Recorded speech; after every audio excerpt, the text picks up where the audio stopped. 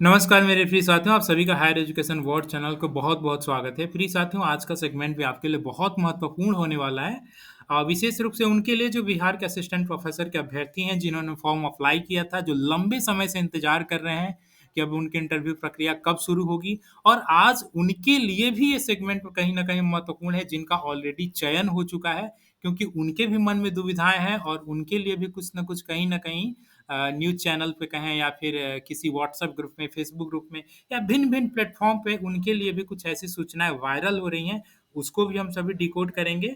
और आज का सेगमेंट मुख्य रूप से इसलिए और महत्वपूर्ण हो जाता है क्योंकि बहुत सारे विभिन्न-विभिन्न न्यूज़पेपरों की अगर बात करें, चाहे वो इंग्लिश न्यूज़पेपर हो, हिंदी न्यूज़पेपर हो, सब में इस चीज़ को प्रमुखता से इसे पब्लिश किया गया। आप देख पा रहे हैं सहायक प्रोफ़ेसर की नियुक्ति विश्वविद्यालयों के आरक्षण रोस्टर के अनुरूप हो, हाई कोर्ट।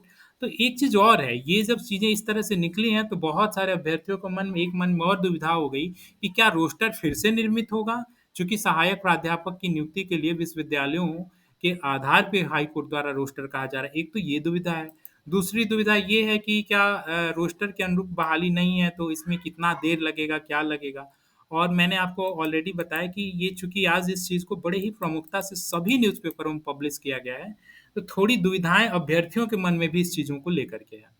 आज इस पर प्रमुखता से बात करने के लिए मेरे संग हायर एजुकेशन बोर्ड चैनल पे लॉ के एक्सपर्ट हाई कोर्ट में अभी प्रैक्टिस भी कर रहे हैं और एक विद्वान वकील हैं आदित्य आनंद जी, थोड़ी देर में हमसे जुड़ेंगे, शायद जुड़ चुके हैं। आदित्य जी, आप मेरी आवाज़ सुन पा रहे हैं?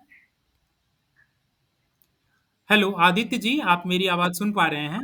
जी, बिल्कुल राज, आपकी आवाज़ आ रही है। ओके, आपका हायर एजुकेशन बोर्ड चैनल को बहुत-बहुत स्वागत है। आदित्य जी, आप अवगत हैं कि ये नियुक्ति प्रक्रिया अब जैसा कि बहुत लंबे समय से रुकी हुई थी, लेकिन अब माननीय न्यायालय की तरफ से ऑर्डर आ जाने के बाद ये नियुक्ति प्रक्रिया अब जैसा कि शुरू होने वाली है।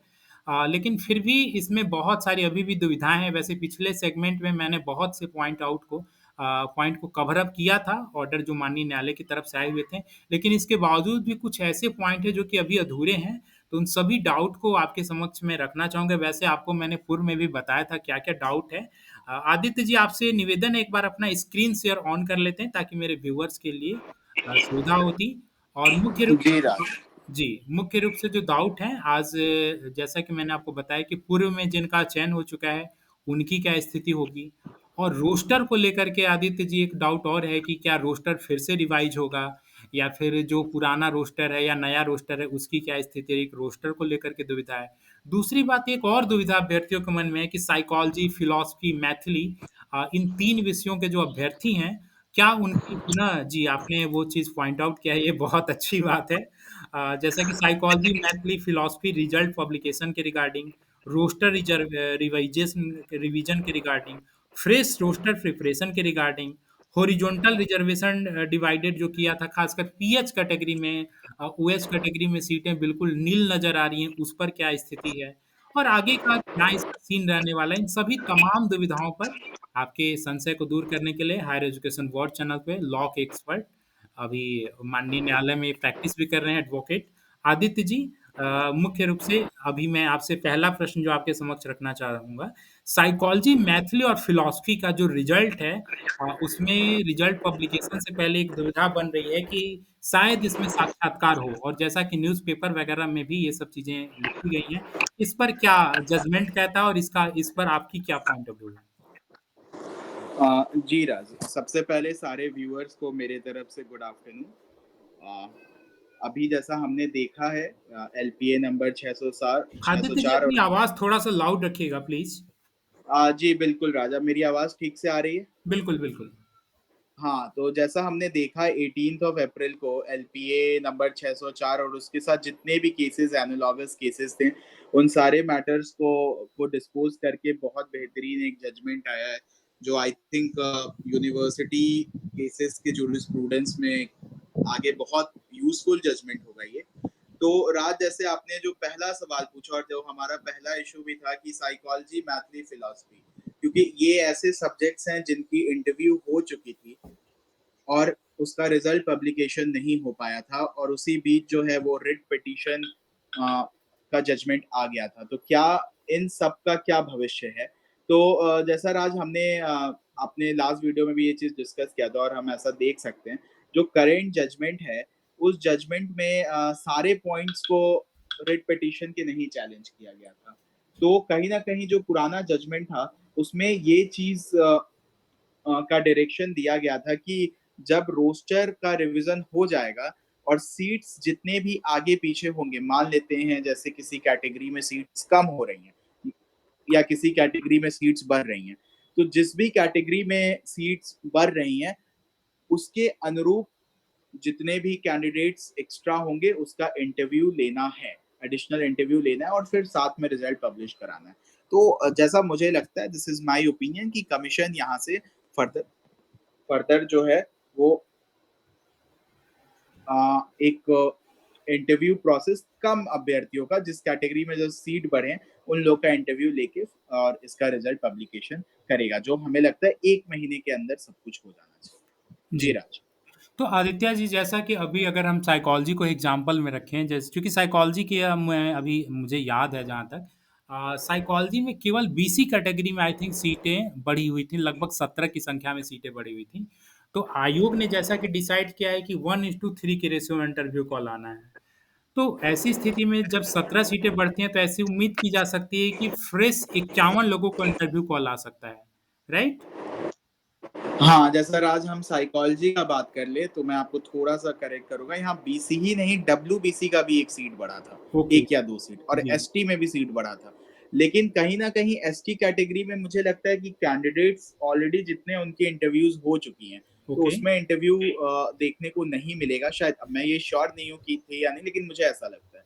बीसी में हाँ, डेफिनिटली 17 सीट्स हैं, एक बहुत major chunk of seats, number of seats increment हुआ है, तो यहाँ पे आपको इंटरव्यू देखने को मिलेगा 50 से 51 लोग का। लेकिन ये वो लोग होंगे जो 68 कट ऑफ था इनका, उसके बाद जो कैंडिडेट्स होंगे जिनका जी, जी, इंटरव्यू जी, नहीं हुआ है, जी। कहने का तो उनको तात्पर्य ये है कि ये जितने भी लोगों को इंटरव्यू कॉल अगर आ रहा है या आने वाला है और ये पहली बात तो ये है कि ये जो भी प्रोसेस है, उम्मीद है कि 1 से डेढ़ सप्ताह के अंदर आपको सभी चीज़ें आयोग की वेबसाइट पे नज़र आनेंगी आएँगी।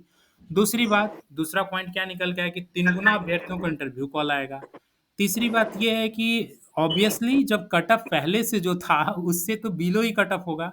तो ऐसे अभ्यर्थी एक चीज़ तो ज़रूर इंटरव्यू देने जाएँ, अपने तरफ से पूरी प्रयास करें, अच्छा साक्षात्कार दें, लेकिन इससे बहुत ज़्यादा आशा ना पालें क्योंकि ये कट ऑफ ऑलरेडी जो कट ऑफ पहले से निर्धारित था उससे नीचे का कट ऑफ होगा और पहले वाले कट ऑफ में ही जब 3 गुना अभ्यर्थियों ने इंटरव्यू दे दिया है, तो जो अब जब रिजल्ट आएगा तो मैक्सिमम प्रोबेबिलिटी प्रीवियस इंटरव्यू दिए हुए वालों की होगी। इसलिए अभी जो साक्षात्कार देने जाएँगे, उनके लिए एक तरह का ये एक्सपीरियंस सेशन कहा जा सकता है। लेकिन फिर भी अगर आपको साक्षात्कार के लिए दोबारा मौका मिलता है, तो आपको बहुत सारी शुभकामनाएँ। चलिए, हम नेक्स्ट डाउट पे चलते हैं, जिसमें ये नेक्स्ट डाउट था कि क्या रोस्टर रिवीजन होगा? चूँकि न्यूज़पेपर वगैरह में भी ये चीज़ें बार-बार पे लिखी जा रही हैं कि यूनिवर्सिटी वाइज़ रोस्टर होगा। तो इस पर चूँकि आयोग के द्वारा 2 बार ऑलरेडी ये सीटों का पब्लिकेशन किया जा चुका है वेबसाइट पे भी। एक तो एक बार जब एडवर्टाइज़मेंट आया था तब वहाँ पे दिखाया गया था, एक बार दोबारा भी रिवाइज़ किया गया था।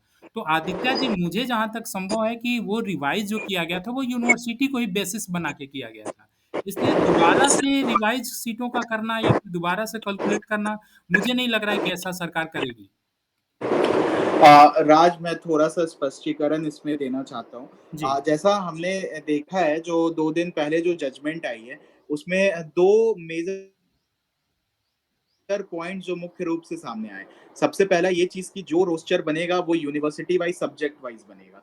यूनिवर्सिटी को भी यूनिट नहीं मानना है। यूनिवर्सिटी में जो सब्जेक्ट हैं उनकी हर सब्जेक्ट का एक अलग-अलग रोस्टर जी, होगा। जी, बिल्कुल। पहला चीज़। दूसरा चीज़ जो है, हमने देखा कि अगर जो बैकलॉग सीट्स हैं तो उसका जो कैलकुलेशन करना है, वो कहीं न कहीं सरकार ने पहले भी कंसीड किया था कि लास्ट टाइम हमने गलत किया था। 2020 में हमसे गलती हुई थी, कैलकुलेशन, कंप्यूटेशन मिस्टेक थी। इस जजमेंट में भी ये चीज़ लर्नेड ऑनरेबल जस्टिस सर ने ये चीज़ मेंशन कर रखा है कि there was some error committed on part of during the computation of roster.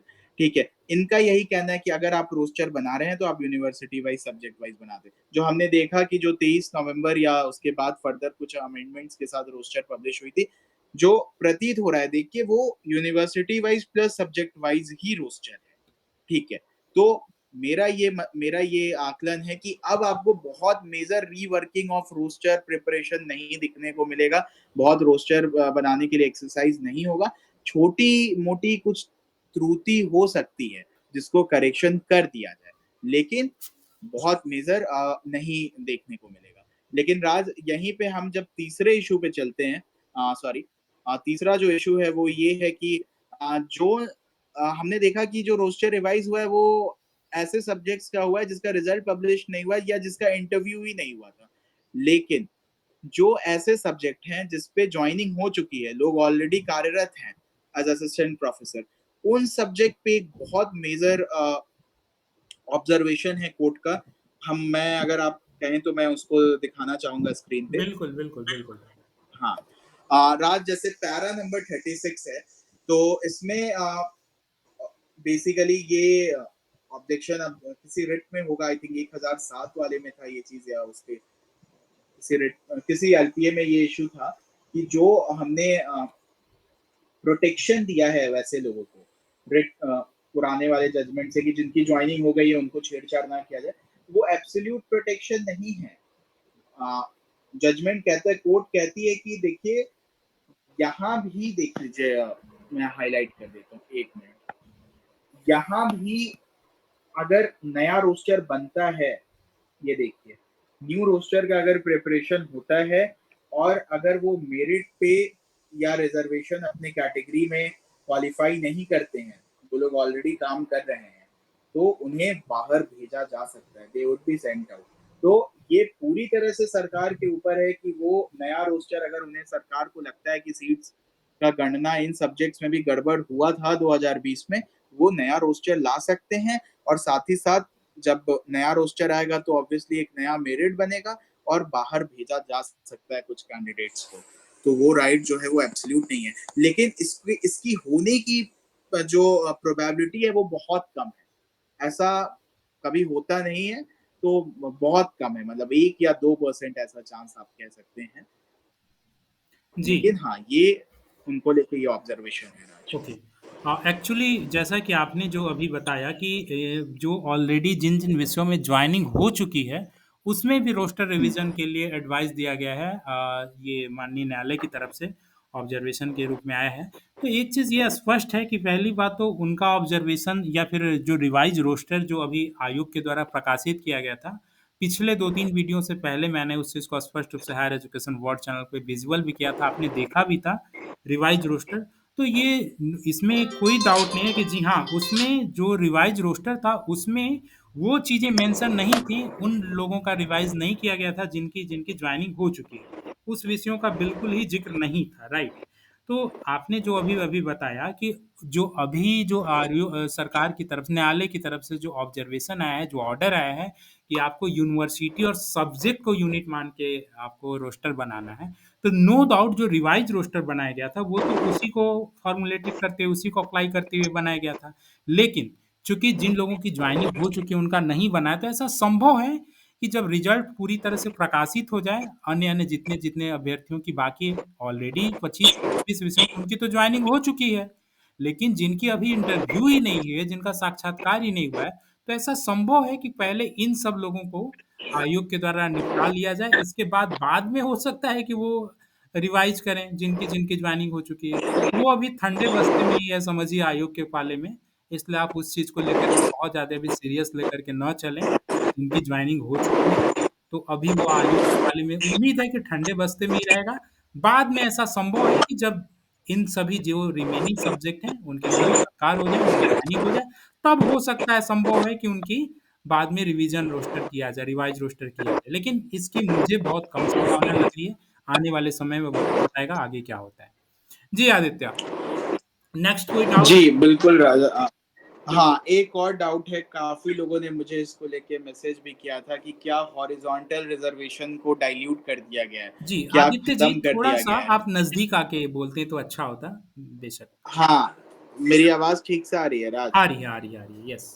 हाँ, तो राज, जैसा मैंने बताया अभी कि मुझे कई लोगों ने ये मैसेज किया था, टेक्स्ट के माध्यम से पूछा कि क्या सर हॉरिज़ॉन्टल रिज़र्वेशन को कोर्ट ने खत्म कर दिया है क्या? क्योंकि बहुत एक ऑब्जर्वेशंस कोर्ट ने बहुत हार्श ऑब्जर्वेशन मैं नहीं कहूँगा, लेकिन हाँ, बहुत स्ट्रॉन्ग ऑब्जर्वेशन लिया। स्पेशली वैसे अभ्यर्थी जो 1 या 2 सीट उनको रिज़र्वेशन का फ़ायदा मिल सके, उसको लेकर ये कोर्ट में गए और पूरे रिक्रूटमेंट प्रोसेस को लिंगर करा दिया। तो आप देख सकते हैं पैरा नंबर 38 में यहाँ पे कोर्ट ने बहुत कड़े शब्दों में लिखा है कि we cannot but observe with some anguish. बहुत गुस्से में कोर्ट ने कहा है कि कुछ लोगों के चलते जो है ये 4000 की वैकेंसी 4000 वैकेंसीज़ को स्टॉल किया गया 4 साल तक के लिए। तो मैं उन लोगों को बता देता हूँ कि जो हॉरिज़ॉन्टल रिज़र्वेशन के कैंडिडेट्स हैं, ऐसा आपको बिल्कुल घबराने की ज़रूरत नहीं है कि आपके रिज़र्वेशन को खत्म नहीं किया गया है। आपका रिज़र्वेशन जितना है वो इंटैक्ट रहेगा, बाकायदा वो यूनिवर्सिटी सब्जेक्ट वाइज़ बनेगा।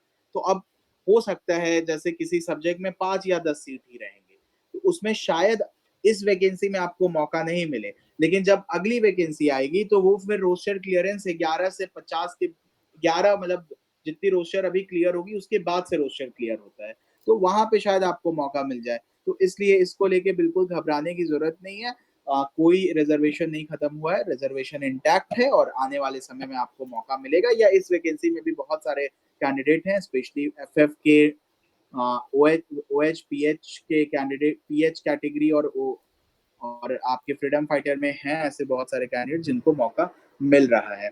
हाँ, राज। जी हाँ, प्रीवियस वीडियो में भी मैंने इस पॉइंट को कवर अप किया था। नो डाउट जो ऑर्थोपेडिकली हैंडीकैप्ड कैंडिडेट हैं, डिफ एंड डम्ब डिसेबल वाले कैंडिडेट हैं और मल्टी डिसेबिलिटी वाले कैंडिडेट हैं, इनके लिए ज़रूर यहाँ पे एक निराशाजनक सिचुएशन है, चूँकि यहाँ पर अच्छा ये चीज़ आप ये ना समझें कि ये आपकी सीटें हटाई गई हैं या नहीं हैं, नगण्य हैं, तो ये इसलिए हैं क्योंकि आपके संग कुछ अलग किया जा रहा है या ऐसा कुछ।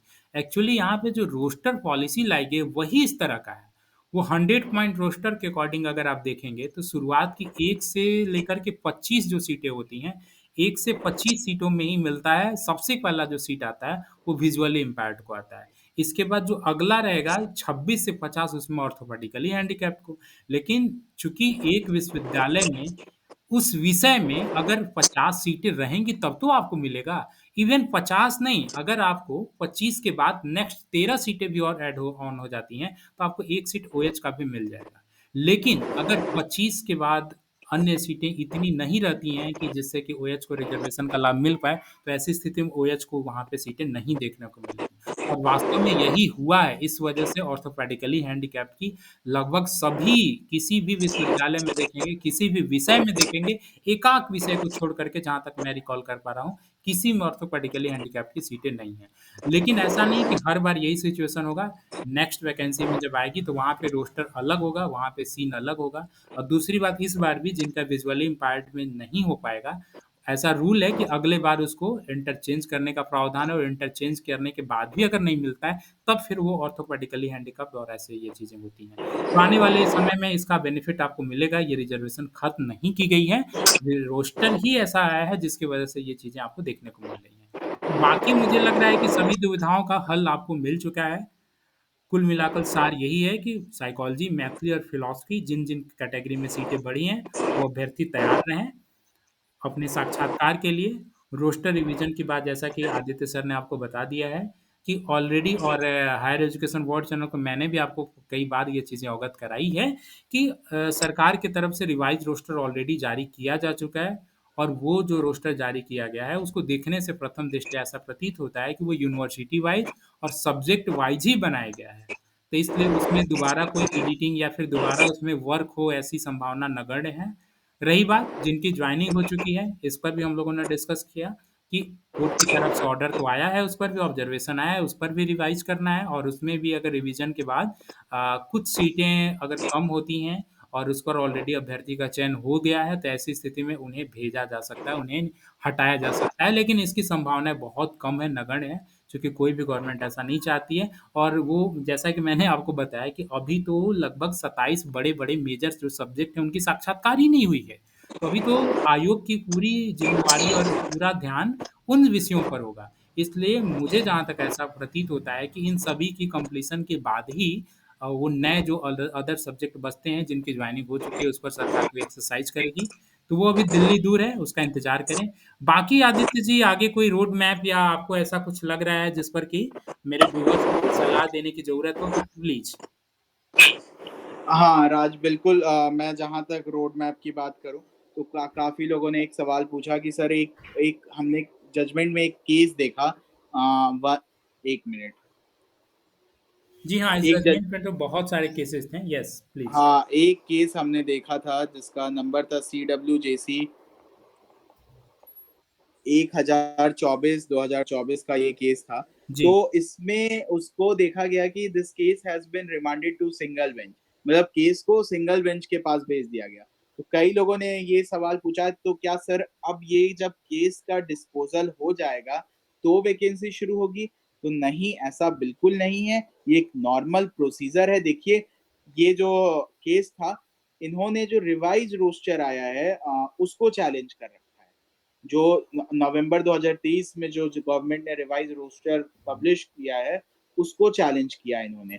तो गवर्नमेंट का ये कहना था कि हमने लर्नेड सिंगल जज जो हमारा पुराना जजमेंट था उसका पालन किया और उसके अकॉर्डिंग यूनिवर्सिटी और सब्जेक्ट वाइज रोस्टर बनाया है, इसलिए कोई दिक्कत नहीं। और इन्होंने कहा कि नहीं है, शायद इनका कहना है कि वो गलत रोस्टर ये भी बनाया है, इसलिए इसको चैलेंज किया गया है। तो ऐसा इस केस का कोई इफेक्ट अभी वैकेंसी पे नहीं पड़ेगा, इसको भेजा जाएगा और ये केस मेरिट पे डिसाइड जब होगा वहां पे, उसके बाद जो है कुछ होगा। लेकिन अभी फिलहाल मुझे आने वाले कुछ महीनों में इस पे कुछ कोई डिसीजन आने वाला मतलब नहीं होता है कोर्ट का प्रोसीजर, क्योंकि अभी बहुत सारी चीजें, नोटिस होगी, काउंटर फाइल होगा, तो एक लंबा टाइम लगता है। तो इस चीज को लेके घबराने की जरूरत नहीं है। अभी बस एक सिंपल सजेशन है सबके लिए जिन लोगों का साक्षात्कार नहीं हुआ है, वो तैयार रहें। आयोग बहुत तेजी में अपनी प्रक्रिया शुरू करेगा और हमें देखने को हम देख सकते हैं कि 3-4 महीने में हो सकता है पूरी वैकेंसी में रिक्रूटमेंट प्रोसेस खत्म हो जाए, कर कंप्लीट कर ली जाए। जी। तो राज। आदित्य जी एक फाइनल कंक्लूजन बहुत सारे चूंकि इस वैकेंसी में इतने सारे हर्डल्स आए बार बार व्यवधान आते गए तो एक फाइनली चूंकि अब देखिए नियुक्ति प्रक्रिया शुरू होगी तो ऐसा संभव है कि पुनः से अभ्यर्थियों द्वारा कुछ कुछ पॉइंट को लेकर के केस किया जा सकता है लेकिन क्या आपको अभी भी ऐसी कोई चूक लगती है जिससे कि इस नियुक्ति प्रक्रिया में आने वाले भविष्य में व्यवधान उत्पन्न हो सकता है नियुक्ति पर रोक लग सकती है कोई भी ऐसा पॉइंट क्योंकि अभी जहाँ तक हमने पिछले वीडियो में भी ऑब्जर्वेशन किया था, हम लोगों ने निरीक्षण किया था, एलाइड सब्जेक्ट को लेकर के कुछ अभ्यर्थियों का मत था कि उसको लेकर के केस वगैरह करेंगे। लेकिन चूँकि स्टैट्यूट में जब ऑलरेडी ये लिखा हुआ है कि एलाइड सब्जेक्ट और इन सब चीज़ों को लेकर के ये एक्सपर्ट ही डिसाइड करेंगे, तो ये भी एक बहुत महत्वपूर्ण मुद्दा नहीं लगता है। तो इसलिए क्या मेरे अनुसार तो ऐसा अभी कोई मुद्दा नहीं लग रहा है जिससे कि आने वाले भविष्य में वैकेंसी पे पुनः से कोई न्यायिक प्रावधान देखने को मिलने वाला है और जैसा कि आपने भी ये बताया कि अब वैकेंसी में देर नहीं होगी। उम्मीद है कि आने वाले 3, 4, 5 महीनों में दुर्गा पूजा से पूर्व ये सारी की सारी नियुक्ति प्रक्रिया संपन्न हो जाएगी। इसलिए मुझे तो ऐसा कोई व्यवधान नहीं लग रहा है, लेकिन चूँकि आप अपने लीगली पॉइंट ऑफ व्यू से अगर मैं आपसे पूछूँ, तो क्या आपको ऐसा कोई लग रहा है पक्ष, जो कि आने वाले भविष्य में इस वैकेंसी में रोड़ा उत्पन्न कर सकती है? राज देखिए, अभी जो हमारे सामने यही जो 1024 का जो केस है रोस्टर को लेके, इसी से अगर कोई रोड़ा उत्पन्न हो, लेकिन देखिए एक चीज़ सब लोगों को समझना होगा, कोर्ट का काम होता है रोस्टर चेक करना, कोर्ट रोस्टर बनाती नहीं है। रोस्टर हमेशा सरकार बनाएगी, it's completely exclusive domain of government. तो कहीं न कहीं मुझे भी अभी एज़ सच कुछ नहीं लग रहा है, क्योंकि जब सरकार ने रोस्टर बना लिया है, रिवाइज़ कर ही दिया है, तो इस अब उसमें कोई त्रुटि है या नहीं है, उस पे भी अगर आप पिटीशन सरकार के पास पहले जाकर दें, तो ज़्यादा सही है। वो एक ज़्यादा सही मतलब तरीका होता है। तो मुझे भी ऐसा अभी कोई रोड़ा नहीं लग रहा है, बस जितनी जल्दी प्रक्रिया खत्म हो जाए, वो सही है। काफ़ी लोग को कह रहे थे सर कि इलेक्शन चल रहा है तो रिक्रूटमेंट नहीं, नहीं, नहीं, ये क्योंकि बिल्कुल। एडवर्टाइज़मेंट पुरानी है, 2020 की ही है, यस, तो यस। इसपे इलेक्शन को लेके इस पे कोई वो नहीं है। इलेक्शन से इस पे कोई प्रभाव नहीं पड़ेगा। आप लोग तैयारी करें, मुझे लग रहा है कि अब बहुत जल्दी प्रक्रिया खत्म पूरी कर ली जाएगी। बिल्कुल। और एक चीज़ और मैं चलते-चलते अभ्यर्थियों से कह दूँ, खासकर फ़िलॉसफ़ी, मैथली और साइकोलॉजी वाले अभ्यर्थियों से चूँकि आपकी स्क्रूटनी ऑलरेडी हो चुकी है, आपके कितने रिसर्च पेपर के मार्क्स हैं, आपकी पीएचडी में कौन-कौन से पॉइंट हैं, नहीं हैं, ये सभी चीज़ें पहले ही स्क्रूटनाइज़ हो चुका है, चूँकि ऑलरेडी इन तीनों विषयों में साक्षात्कार संपन्न हो चुका है। इसलिए इन अभ्यर्थियों को जिनको भी अगर इंटरव्यू कॉल आने वाला है, तो उसमें कोई बहुत ज़्यादा डिले नहीं होगी, उसमें बहुत ज़्यादा स्क्रूटनाइज़ आयोग को नहीं करना है क्योंकि ऑलरेडी आपकी स्क्रूटनी होके वहाँ पे कंप्लीट है। इसलिए दोबारा से कोई एक्सपर्ट मेंबर को बुलाना और इस तरह की कार्रवाई नहीं होने वाली है। साक्षात्कार के लिए बाहरी एक्सपर्ट मेंबर आएँगे, लेकिन स्क्रूटनी वगैरह के लिए अब दोबारा से ऐसे कोई एक्सपर्ट मेंबर वगैरह नहीं आने वाले हैं। राइट? तो इसलिए इसमें भी बहुत जल्दी ही प्रक्रिया देखने को मिलेगी मैथिली, साइकोलॉजी, फिलॉसफी। सबसे पहले तो इन तीनों विषयों का कायाकल्प होगा, जो भी अभ्यर्थी का इंटरव्यू कॉल आने वाला है। लेकिन मैंने शुरू से ही बताया कि ये आपके लिए एक प्रकार का एक्सपीरियंस ही होगा। इसे आप बहुत ज़्यादा अपने हृदय से ना लगाएँ, क्योंकि उम्मीद टूटती है तो सबसे ज़्यादा कष्ट आप ही को होता है। इसलिए इससे बहुत ज़्यादा उम्मीद ना रखें क्योंकि ऑलरेडी जिनका साक्षात्कार हो चुका है, वो आपसे अधिक कट ऑफ वाले स्कोर के हैं। तो इसकी बहुत लेस प्रोबेबिलिटी होगी आपका अगर चयन होता है तो। वैसे अ, अगर भाग्य आपको भाग्योदय होना ही होता है तो भाग्य आपके पीछे पड़ जाती है आपको वो हासिल कराने में। तो नो डाउट अगर ऐसा कुछ आपके संग चमत्कार होने वाला होगा तो ज़रूर आपका चयन ज़रूर हो जाएगा। लेकिन फिर भी इससे बहुत ज़्यादा उम्मीद ना रखें, इसे आप एक अनुभव के ही रूप में मान के चलें। आदित्य जी, मुझे लग रहा है कि अब तक जितने डाउट थे हम लोगों ने सभी पॉइंट आउट को कवर अप कर लिया। एम आई राइट? हाँ जी, बिल्कुल राज, अब मुझे नहीं लगता कोई डाउट बचा है। ओके। वैसे भी अगर कोई डाउट हो तो आप कमेंट सेक्शन में वो डाउट अपना डाल सकते हैं।